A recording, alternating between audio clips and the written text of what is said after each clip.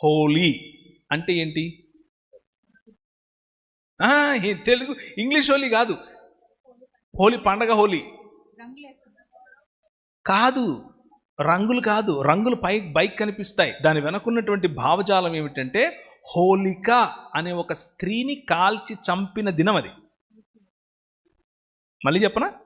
హోలిక అనేటటువంటి ఒక స్త్రీని దహించినటువంటి హోలికా దహన్ అని ఈ రోజుకు కూడా ప్రతి హోలీ పండుగ రోజు చేస్తారు.